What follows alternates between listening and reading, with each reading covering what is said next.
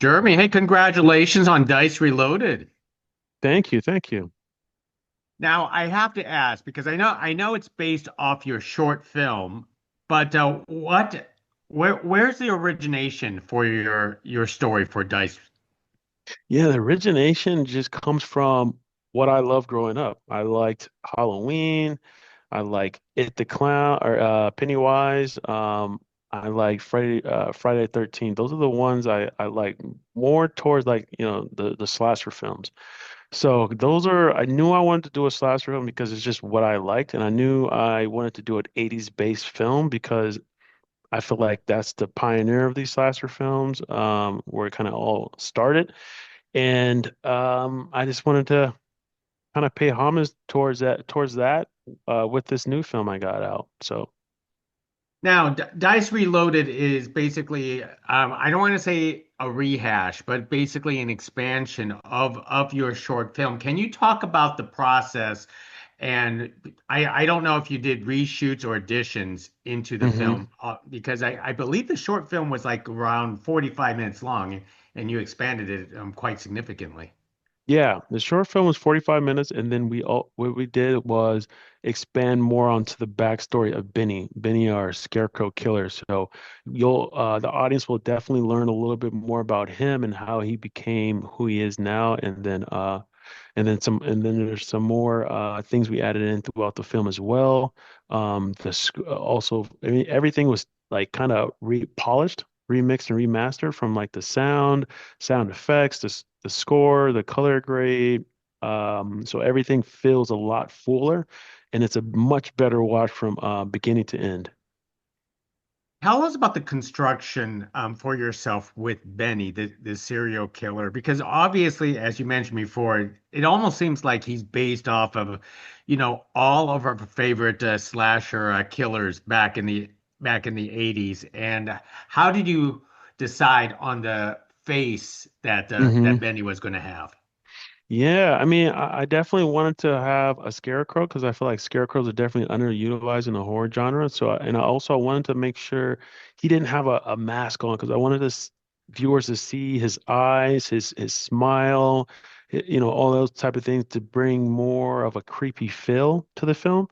But yeah, I kind of was just kind of brainstorming ideas with a couple of folks about how I wanted this character to look. And then now we have what you see today. Now you mentioned the 80s setting was this was a homage to the 80s settings. Can you talk about creating a period piece in this case? Because to do something on an independent budget period is already challenging by itself, and then finding anything to put on your production set, it's hmm also equally challenging. Yeah, I did that because when I was doing, yeah, period pieces definitely were more challenging, but when we shot some of these films, or when I wrote some of these scenes out, it was going to be in like different houses or different, like a warehouse, and I knew I could find older buildings to shoot at that were filmed from that time period. So that saved on a lot of budget right there. And then I just went to I think we went to like thrift stores and like dollar stores and like to get these older items to put around. Like we got this, those dial phones, those, from the 80s. Put a couple of those in there, but ultimately wasn't too budget heavy as far as making everything in the background 80s, but we also did the clothing in the 80s and the hairstyles, the makeup.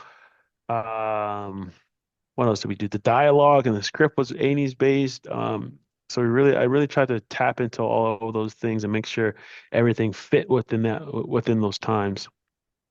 Do you feel horror films feel different if it's based in the 80s than it is today? Yeah, definitely feels different. So I wanted to have that different feel, but also tie in what we see today as well. Now, I always ask horror directors, and you're certainly one of them. Is the the debate between practical versus CGI? And I notice you really utilize practical in this. Can you talk about that? Yeah, I mean, I just feel practical feels a lot more real when you're watching. So I didn't want to have these, the CGI in there. So I did a lot of practical on purpose. And so it took a lot more to be kind of dialed in on these kill scenes, especially like the opening kill scenes and like a couple of ones throughout the film. So we had to make sure the angles are right, the movements and everything was right. So, but yeah, ultimately, I think we really executed on that using the practicals. Now, this horror film that you made here with the Dice Reloaded, it brings back it coincidentally, it comes at a time when we're getting like all these Pooverse type of Hmm. films, the Terrifier type of films, and obviously people will watch it and they will try to compare it. But in fact, Yeah. the ev- it's sort of like everyone's lifting because this is bringing back that type of horror genre, don't you think? Yeah, you're definitely gonna get some comparisons, here and there, but especially when you're paying homage to different films, the original ones. But ultimately, I just wanted to pay homage as well as like making my own uniqueness about this film.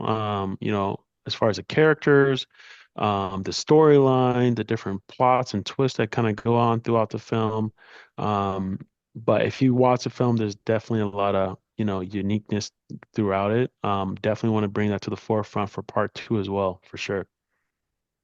Now, how far did you have to search for Jason Brooks to play Benny? Not too far because the way I ran it, kind of got connected with Benny because after I wrote the script, I reached out to a couple different people on these Facebook forums, and I was looking for a practical effects team, which Jason does. So a lot of people referred me to Jason, so I found him, and then after speaking to him a couple times and then locking him in to do the practicals for on set, he also said he does acting as well and he's just this big giant guy. I was like, yeah, I think you could play the you can play the character. So a little auditions went back and forth, but he ultimately got the role for of course.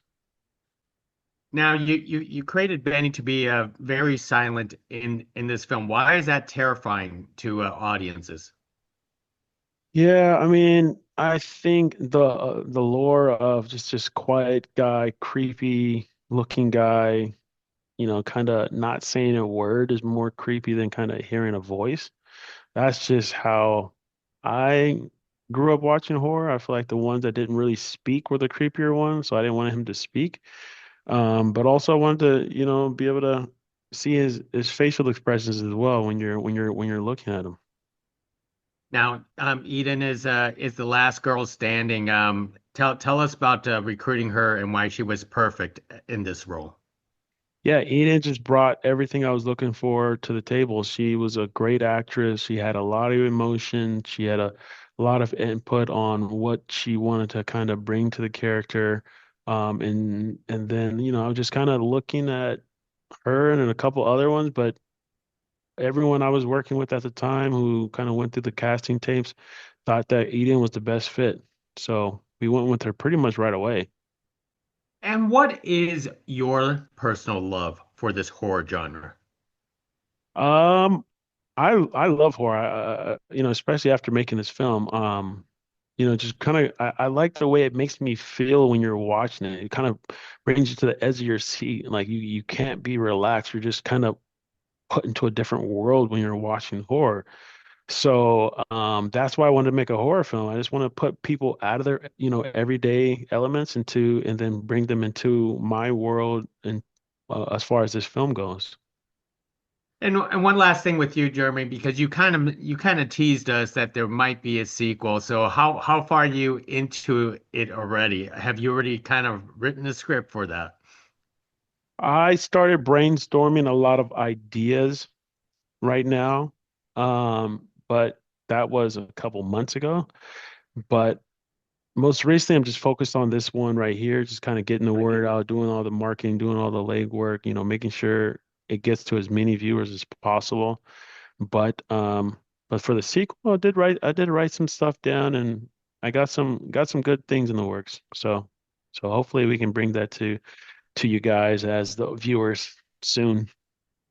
Well, you know what? People are going to enjoy this, especially the fact that it already Dice was already released before on Tubi, and now we're waiting on Dice Reloaded, and people's just going to see something even more spectacular and more gory. So, Oh Jeremy, yeah, thank you very much for speaking to us about Dice Reloaded. of course. Thank you.